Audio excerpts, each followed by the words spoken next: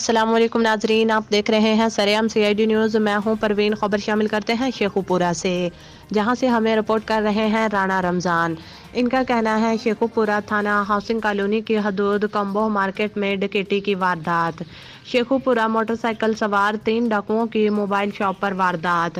دوران ڈکیتی مزاحمت پر ڈاکوؤں کی فائرنگ سے 2 افراد زخمی۔ شیخوپورہ زخمی ہونے والے دکاندار ارسل ریاست اور غضنفر شامل ہیں۔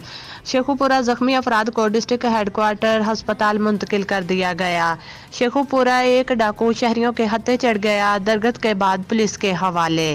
شیخوپورہ پولیس چوریوں ڈکیتی کی وارداتیں روکنے میں بری طرح ناکام ہو گئی۔ شیخوپورہ ڈاکوؤں کی فائرنگ سے زخمی ہونے والا نوجوان ارسل ریاست جاں بحق ہو گیا۔ مزید جاننے کے لیے دیکھتے رہیے سرعام CID نیوز۔